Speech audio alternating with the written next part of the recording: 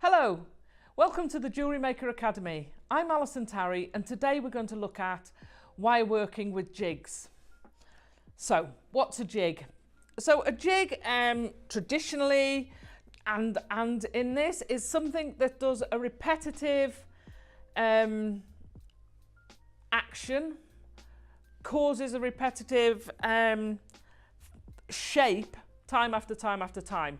So if you've got a factory that punches out, I don't know, spades, they'll have a jig that punches out that metal each time. You get the same shape.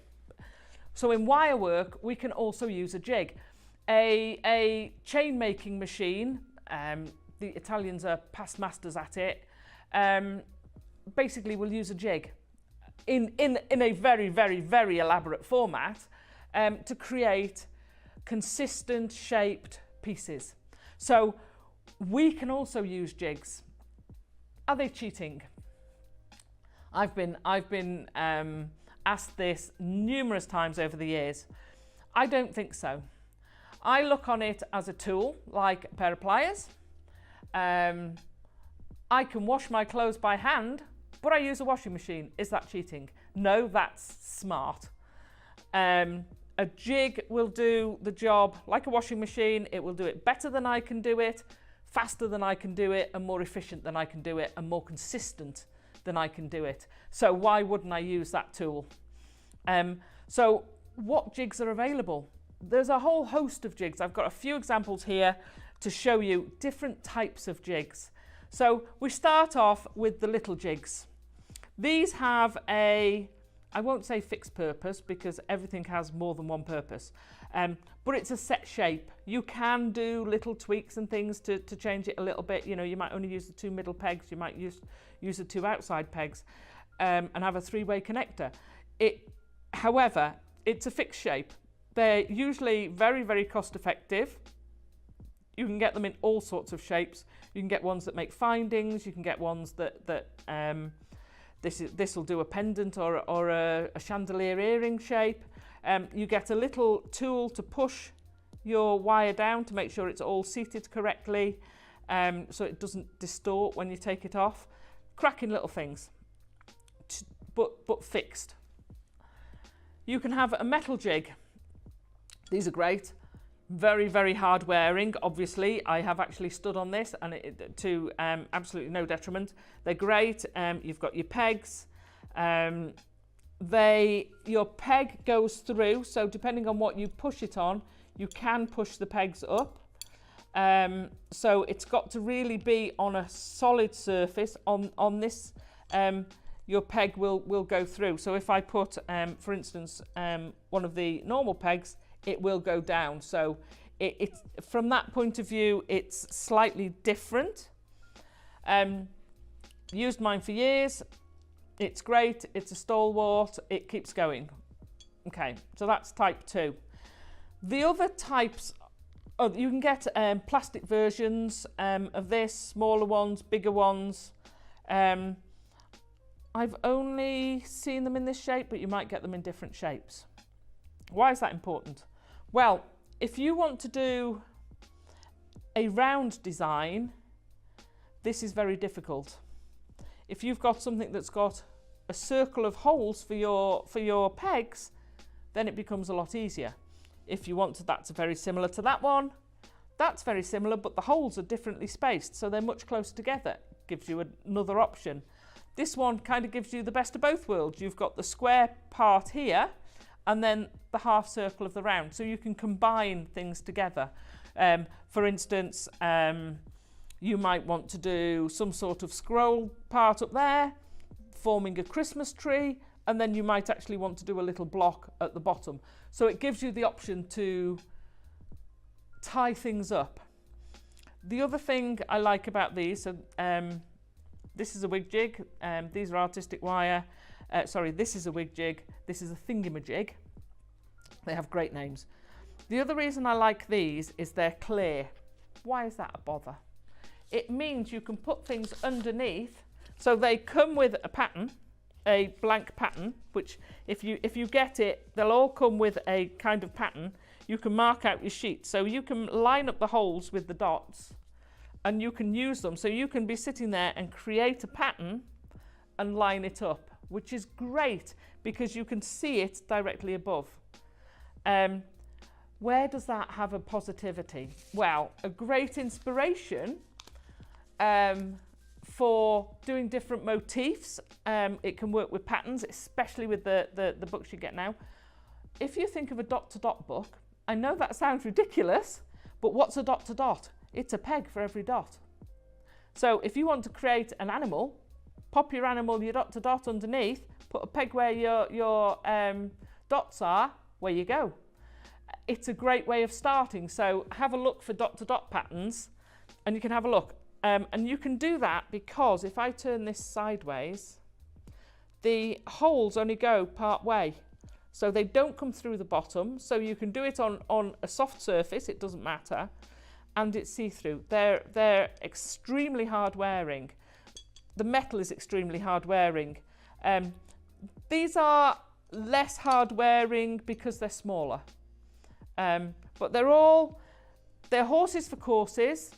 Have a look at what you can see. These blew me out of the water. I started off with this. I had several of those.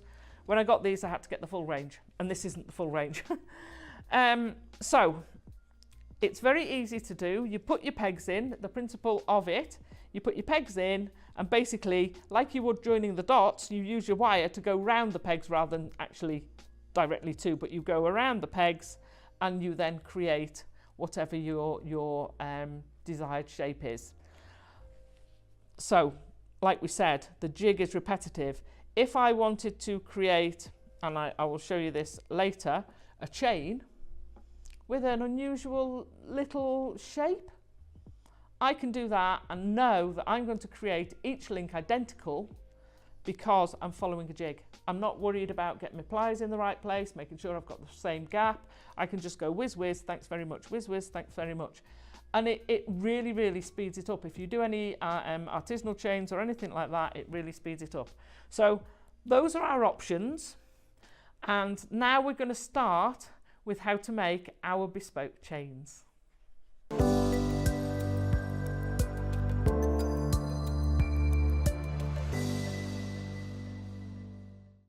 Making chains. All jewellery at some point is going to need a chain. Whether you make your own or whether you buy them, if it's a standard chain, making them is obviously far more costly because of the time you take. And I used to cut my pieces of wire up to be the same size and then use my pliers to turn each piece to make a figure-of-8 chain. And it took me forever.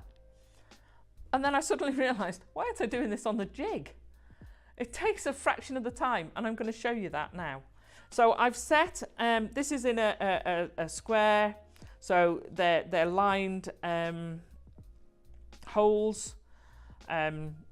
On this one, the Olympus will do it. That's depending on what size you want. This is the Delphin, I think it's called. And what I've done is I've put a peg in every row, missed 2 rows, and then put a peg in every row. You could fetch it closer, you could make it wider. I'm going to use a 0.8 wire. A 1mm would struggle round here. It would be an exceedingly tight chain. I've put 2 extra pegs in. You actually only use 1, but it depends which direction you're going. So that's your start peg. So I'm leaving my wire on the reel, and I'm just going to wrap it around there to anchor it. Okay. Now the other thing I really, really like about these than the other jigs I've used, if you suffer with dexterity, actually turning stuff around is quite hard. With these you don't have to. So instead of me having to weave, I can just do that. I can turn the wire, put my finger on it to stop it coming up, and it is a lot quicker, especially when it's a tight space like this. You're turning the jig, which is a lot easier to hold and you've got the full force there of your hand as against that holding a wire. So if you're using, I mean, this is a nice soft 0.8, so I could actually do it without. But if you were doing this with a 1mm, if you're doing this with a thicker, chunkier wire, then it's obviously going to be harder. So what you have to be careful of is don't rush. So I want to make sure that that is properly seated. This is where your hand comes in, because if it's not properly seated, it'll spring off like that. Put those back on, there we go. Every now and then, you saw on the little jig we had, they had a little tube. You could get yourself a little tube, or just use your round nose pliers just to push it down, and that just anchors it again. Now, if you wanted to do this and actually create this as a choker and have this going all the way round, or as a bangle like the one with the green beads in, which is a slightly different size, but it's exactly the same thing. What you would do is you would go so far along, you would complete that length. Obviously that's not going to be much use to me as a bangle. So what I would do is I would ease it off there, move it up. I don't actually need that one anymore. Put my 3 pegs in the last 3, and I can now carry on, and I know it's still going to be consistent. So you can make this any length you want, and if I was doing this by hand, it would have taken me a lot longer. And then you get, let me just trim off that just so that it's easier to hold. You get this amazing pattern. Now, this bit has been pushed down by the pliers, this bit hasn't. So do push it down because it helps fix it into the shape. You can lightly hammer this if you want. You could put it in whacker plates where you're squishing it, or you can just use a flat pliers to squish it afterwards. So that's your first bit. It's not a chain, you say. However, so to turn this into a figure of 8 chain, if I wanted, I could have put those closer together, but I wanted it to be easy for you to see. If I move this row up, let me pull him that way, to there, then you're going to get a lot tighter figure of 8. The chain is still valid. It's still a good chain. Let me grab, I'm just going to take a piece to make it easier for you to see. But it's more what people would conventionally know to be a figure of 8. So, but you can see it's a little bit fiddlier because I've got that quite tight. So now when I go over, get down. That's going to be a lot closer. I'm just going to push that back down. And you can see that's tighter. Now, if you wanted, you've got a link. If I snip that there, and snip that there, you've now got a bespoke link that you can use, and you can repeat those. It's the first 4 links you've got. Let me just get a flat pliers to squash that down. And there you go.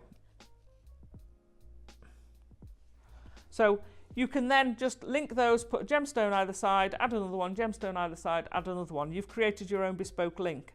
You could do your initials.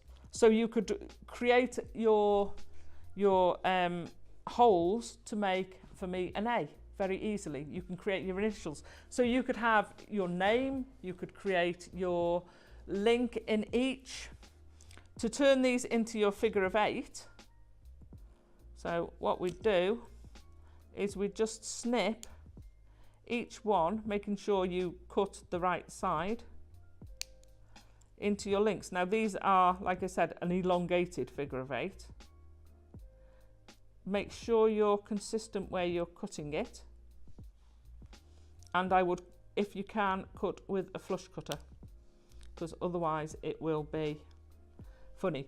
But compared to the old way of doing it, you know, you're creating links in a fraction of the time.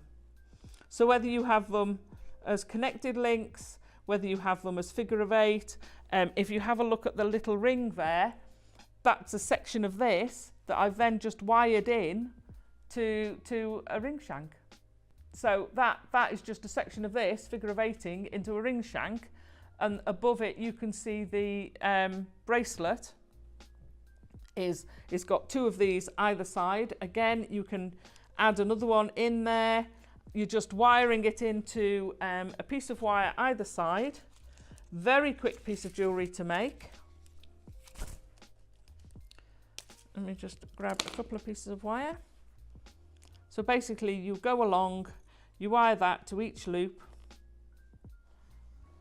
on each side, do 2 strips, and then just attach wire your gemstone between them. Instant cuff bracelet, really nice, thanks very much, off you go. But the big bonus is you can create chains like this on the necklace at a fraction of a time. You know, that is a bespoke chain that has probably taken me half an hour to make, as against hours. I think the most I spent was about 4 hours doing a chain because of cutting all the pieces, turning all the ends, linking it. It took me ages. And I was like, why am I doing this? Get your jig. So whether you're going to make different shapes, and you can make any shape you want, it can be any old shape. Have a play with your pegs. Like I say, have a look at some dot to dots if you want to have a look at that. But you can just make really random squiggly ones. It's all good, it's all valid. Each one will be the same, so it will look like it's supposed to look like that. So have a go with making different chains. Don't forget you can turn your jig rather than try and squirm your hand over it. But do every now and then, push it down so that you know it's holding on and it's not going to flip off as you pull the wire around. So now we're going to go on and see what else we can make.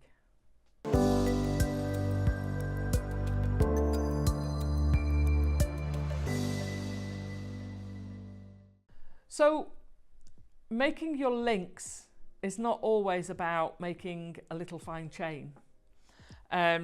With this one, I've gone big and bold. So, but again, it's so difficult. Something like this is exceedingly difficult to be able to do consistently. So this is an ideal candidate for a jig. Functionally, the chains you can make, they take time, you've got to practice to get consistent. This is going to be a nightmare. So having a jig set up, and I've got, so for some jigs, you've got your pegs, your normal pegs. If I hold it up, there you go. You can see you've got your 2 normal pegs, and then you've got your big pegs. Now I want it a little bit bigger than that, but that doesn't matter. I can turn that a bit later. So I want this bit, this shape here, going through. So across there and through. In fact, I might just take those away and put them over here. There we go. It's a long time since I've made this. So I want to have one that basically comes across, goes through and comes across, and then I'll turn those ends down. So in fact, if I do that, so I'm going to start off, and again I'm just going to put my anchoring shape. I'm going to come across, turning. Now the one there is actually made with a 1.25 wire. This is a 1mm wire. It will work with both. So that is going on the inside. That's the other thing you want to look at. That's going on the inside and coming round, so I need to do it the same here. So I want to come on the inside and turn it so that it's going round. Okay, so there's my shape. Sometimes when you take them out, these pull out. So it's always worth having a diagram, most of your jigs, whichever variety you get where they've got pegs in rather than the fixed ones, will actually come with some sort of paper that you can use as a template. You can get them for most jigs on the internet as well. Take that, either scan it in or photograph it so you've got that ready, and you can then build up a library of your favourite pieces. You can, if you're not going to use it for much else, just leave it set up. Every time you've got a spare piece of wire, I tell you what, let's just do that. Let's make another piece and use it. So I'm going to trim these just at the same place on the round, and then with my baling pliers,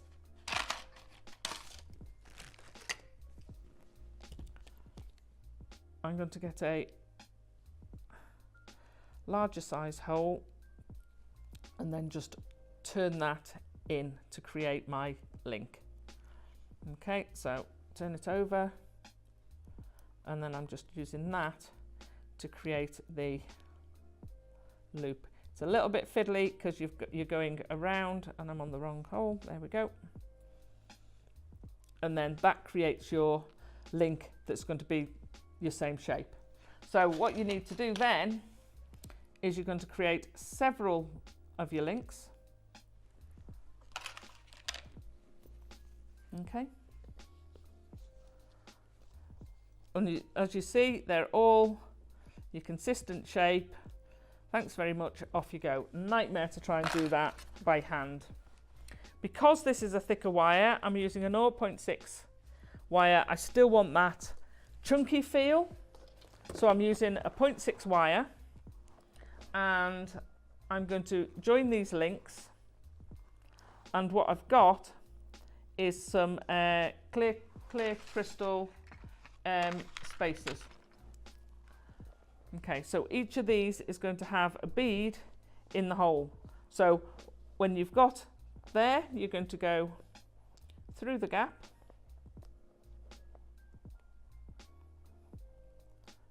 push it up. Now, because it's thicker wire, it's going to be harder to do. If you have mobility issues, then I would say use a pair of pliers to pull this through. Pop your bead on, cross to the other side, and wrap twice round. I would be consistent in the number. So this bit here, when you're trying to pull that tight to get that loop tight, you're definitely going to need your pliers to do that. And what it's doing is it's solidifying your links together. So you've got that side, we can then squidge that up. So it's now connected, this one here, and you do the same there, and in the middle we've gone connected it there, thanks very much, and we've got the two loops. So when you're cutting, if you're making links like this, when you're cutting, make sure one's not gone on top of the other. If they do, just pop your pliers in to put them parallel again. But try and cut it so that you're actually cutting halfway up the side, so it's not on the top, it's not on the bottom, it's actually on the inside of that curve. So you may have to pull it out slightly to get your pliers in, and then you can cut that on the inside, and it won't be on the top and it won't be on the bottom, and then you can just use your pliers to squidge in. So you keep doing that for all of your links. They're going that way, and then you end up with your bracelet. So easy to do, just sitting there. It's going to take you half an hour. The fiddliest bit is using your 0.6. If you want to use a 0.4, use a 0.4, but I liked it for the chunkiness to go with the wire. We're now going on to the next one.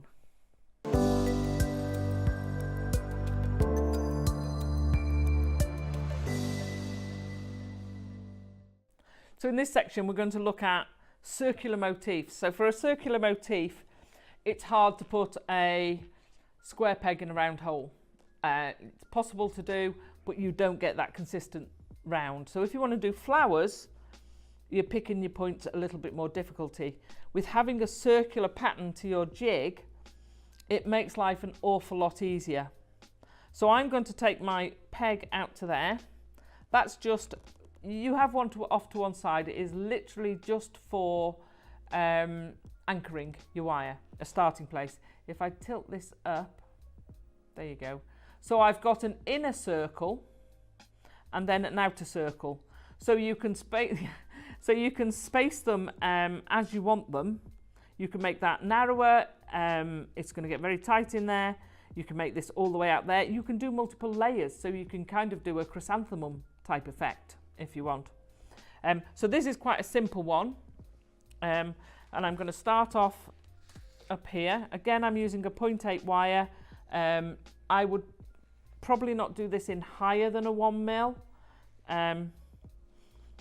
So if you do it too heavy, it's going to become really, really chunky and bulky, which might be what you want. You could, with this, you could fill in the middle. I've left the outer open. You could figure of 8 weave through the open. You could fill it with seed beads or small gemstones. The possibilities are endless. They make beautiful, if you put it on a little hairband, they'd look great for flower girls, things like that for weddings. You could even make your bouquet out of it. So there's possibilities abound. So I've come to the middle. So the idea with this is we're going to come around here into the inner one that we've just come through, cross to the next inner one, and then come round to the outside. I'm not going to pull these tight because I want that sort of petal shape. They're elongated petals. If you wanted, you could pop other pegs in to force that wire out. So you could add another layer. Let me just show you that.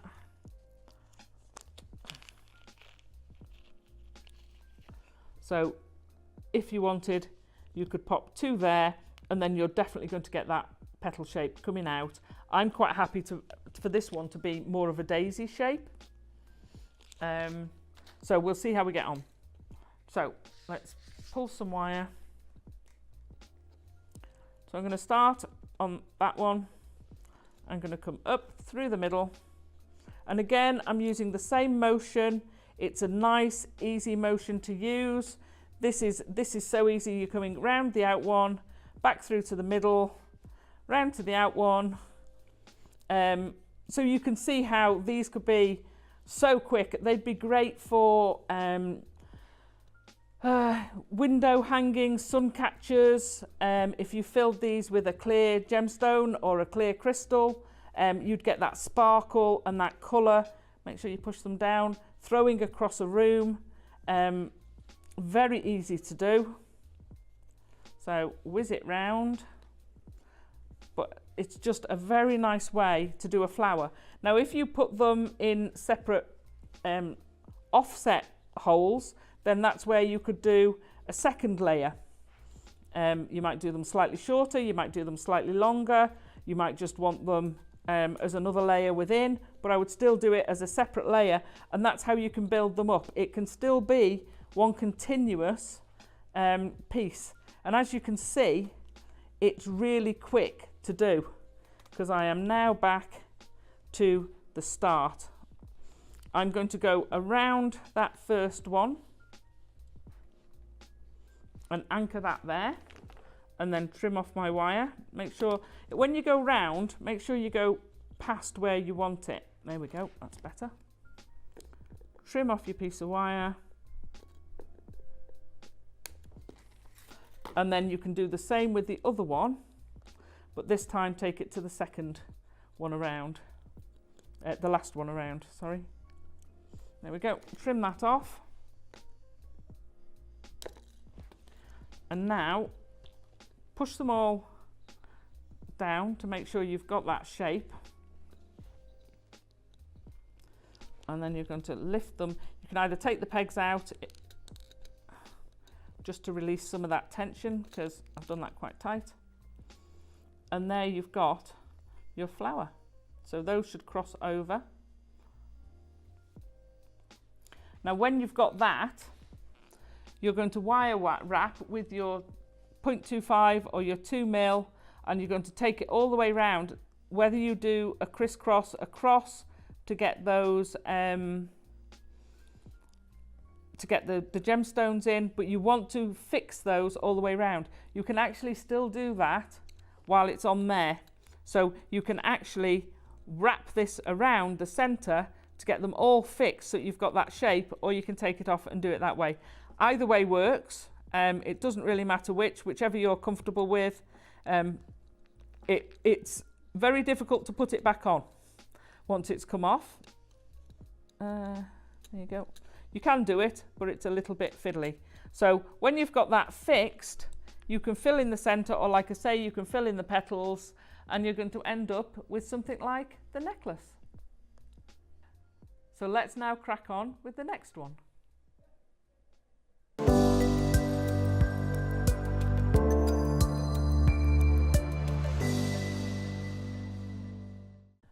We're now going to have a look at a style that's like a flourish that you might see in calligraphy. It's a bit scrolly. I love this kind of thing. It makes great earrings. It makes great Christmas trees. It's a really, really useful pattern. I've got a square pattern of holes. I'm going to pick this up, and you can see how they're laid out, almost like an arrow. But we're literally going to go backwards and forwards, a bit like we did with the figure of 8. But because it's moving, it's going to open. Now, on the gemstone necklace you've got there with the massive oversized bail, that's what's in the middle of the bail. So it goes from narrow to open and then back to narrow again. So if you did this going down the other side, that's what you'd have. The little earrings in front of it are this. So you're starting at the widest part, going down. Equally, you could have started at the narrowest part and gone up. I tend to, everything points down, but doesn't matter which way you create it. So it's got to be, you want a square pattern. If you want to space it out, then you'd space out your holes more, or if you want it tighter, you can do it, you can keep them close. Different square ones, this has got a totally different hole ratio, so this would give you a different size. So this is probably what I've used the big one for, and I've probably staggered it so that you've got one there, and it's at every other. So it gives you a much more open flourish. So it's the same as before. We're going to wrap this around the top, and then we're going to start. So this time we're going to go all the way round that one, and then we're going to cut across. So we're going to kind of figure our way down the line. So we're going to come across to this one, all the way around it. Put your finger on when you're crossing over that one because it is tight. We're now going to switch direction. So you're going through the middle and back around, cross to the other one. Push that one down. If it jumps up, just get your little pliers or whatever, make sure that's pushed down. Going back across to the other one, through the middle and back. So now we've got a bit of a gap in the middle. It's a bit easier to push your wire down. So each time you're going across through that middle bit, and then round the other one, through the middle bit, round the other one. You can see where I'm coming from with the Christmas decorations. I've crossed over, and then I'm going to go all the way around that bottom one. If you wanted, again, you could put a little square at the bottom if you really wanted that Christmas feeling. So we're going to squish those down to get those wires all lying flatter. Undo my peg, and then we can take our pliers off. Okay, now usually when you take these off, this is quite a good example. You'll see they kind of they stagger, so they're not flat. That's not lying flat, and that's where again you want the whacker, or you can just gently go along and flatten it all up, and then it will sit nice. And the same goes with the last bit of your loop. You want that to lie flat, and there you've got your flourish. Whether you want that as a Christmas tree, whether you want that to hang down This is 0.8 wire, so it's not going to be as sturdy, so you can pull it out if you want to concertina it. If you thought, oh, well, I quite like that, but I'd like it bigger, you can pull that out. That then becomes less strong. You can put little gemstones between. If you really want to fix it, I would work hard on this. For a pair of earrings, I'd be happy dropping in something from there and know that that would be secure. But what you can do is actually fasten each of them with a piece of 0.4 wire. You can actually fasten them, and what I would do is put a gemstone in there, fasten those two together, another microfaceted gemstone, fasten those two, another gemstone, fasten those two, and the same up the other side. So you've got a little bit of bling running down the outside. Add your shepherd hook, and there you go. Put a little drop on it. Beautiful pair of earrings. Make a bigger one for a pendant. Stunning jewellery. So quick, you saw it take minutes. That's that one done. Let's go to the next one.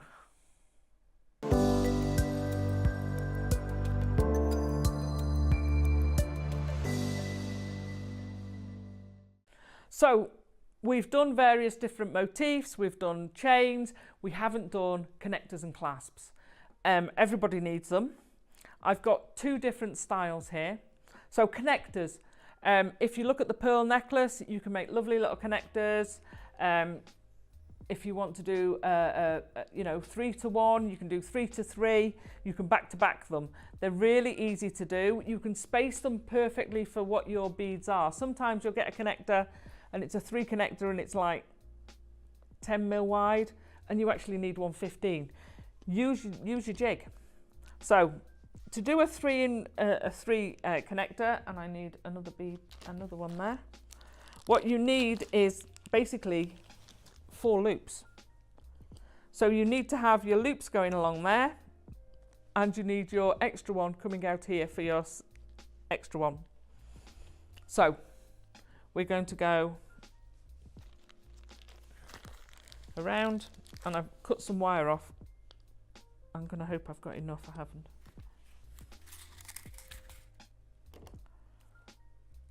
I would normally do this from the reel. I'm just doing it to save fiddling with it. Right. Anchor my wire. So I want to go on the inside of my first loop because I want to cross over so that I can cut that off. I'm then going to do a figure of 8 in the middle because I want that middle loop, but then I want to come across to that one because I want that loop to connect them. So I'm going to go back round the middle. So I've got 2 loops in the middle, and then I'm going to go across, make sure you don't bend the wire, to your next loop. That will give you a basic connector. Use your pliers to gently push those down.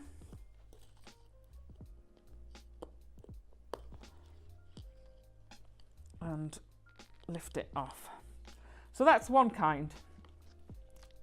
I would then use that. I've done this in 0.8. I would do it from a 1 mil point of view, but that gives you a basic connector.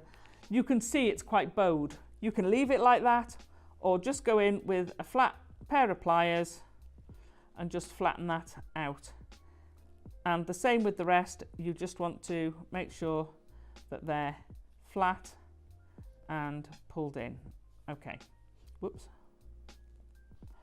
So there's your first connector type. Multiples of those, brilliant. To do a more elaborate one, we're going to skip this top wire. So we're going to get rid of him. We're going to go all the way around our first one, around our second one. I've made so many of these. I love doing these. It's a really great way to make bespoke jewellery. So you've gone all the way around your 3. Tamp it down, fix it, and then pull it off. That's great. Okay, let's just click that off.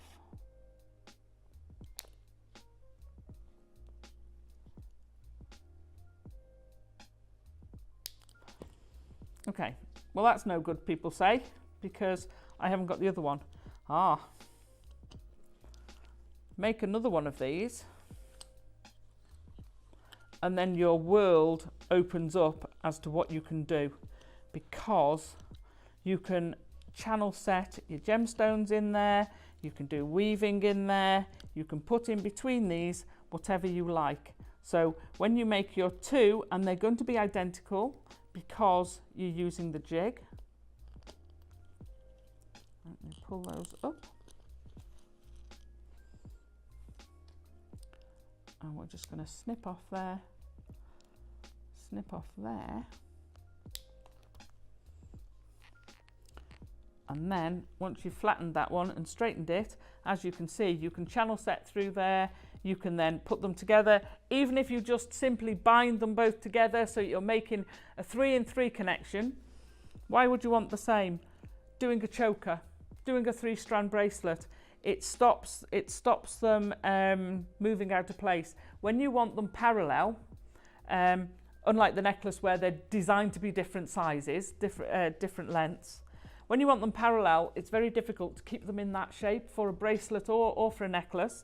So use these little connectors, have your spacing, you can keep them, so these can be for a bigger gemstone, you can keep them as wide or as fine as your jig will allow, which is usually quite small, and then you can really personalise it. So you would have several of these through your necklace, and if you pop a jump ring there, you can then do your Victorian pieces, so you've got your choker with your drapers of chain. It really opens up your design possibilities, and all for these, you know, scrap pieces of wire. When you've finished a project and you've got lengths like this, don't throw them away. Get your jig out, make a few findings. Sit in the telly, make some findings, pop them in a box, and then you can go back and use them. They're fabulous. It means your wire is going to match exactly. If these are sterling, you could make them and then you could solder them together. It's going to look sensational. So don't forget about doing these. And then if you want to do a clasp, so I would do that on one side, and I would have the loops on one side. And then on the other side, you're either going to put a simple loop in. So let's do that. There we go, all the way around. Then we actually want to come the other side to do our loop, cross over and go through again. So unlike the 3 connector to 1, you've actually only got 1, so you can pull that out, and you can see then when you connect that, put the links the wrong way round. When you connect that to there, if you make this loop a little bit bigger, I would put 3 or 4 of these. So if I did that and did it round, you'll get a bigger loop there, and that then becomes your hook. So you've now got a bigger one. If you've got a bigger pin, you can buy them, so you could put one of these in to make a bigger loop. It depends how big you want it. And then on the other side, so if I take that back out, so you'd make that loop bigger. So that would be your coming to the end. These are just closed down loops, so you don't have to worry about those. However, if you then do that on that side, so they're going to be your close out loops on the end. You're going to go around there, then we're going all the way around, then we're going up around those 3. I know it seems a bit weird, that might be a bit short. Push those down. This time when you take it off, you're going to actually close that up. Use your pliers to close it up, and again, depends on what you're doing with it, turn them that way. These are just literally the ends of your wire, so it doesn't really matter, but if you want to, you can put that on there. This is obviously a bigger one. There we go. Put that on there, And then if you curl that down, you then create the hook to go with your eye part. Bigger hole. Let me just take that in. So these can go to a double 3-strand if you've back-to-back them, or if you just want a double strand, you could make them narrower and have your 2 that way and your 1 that way. So a lot of possibilities. I'm just going to make that, for speed's sake, a little bit bigger so you can have a look at the effect. And you pop that through, and then you've got your hook and eye connector. So whether you want to make single connectors, whether you want to make them as doubles, or whether you want to make them as clasps, using your jig can give you so much variety. There is a lot of patterns. There are a lot of patterns on the internet. You'll find them for most jigs. Whichever jig you've got, put that name in, and then if you've got one that's a different brand, look at the pattern. If it's the same pattern, you can use their patterns. So have a look at what's out there. Don't forget about using your jigs. A lot of people buy them, put them in the cupboard, and then forget about them. They'll save you time and money and give you very quick bespoke jewellery. So that's the last part of this tutorial. Thank you for joining us at the JewelleryMaker Academy. I've been Alison Tarry, and I hope you'll join us again soon.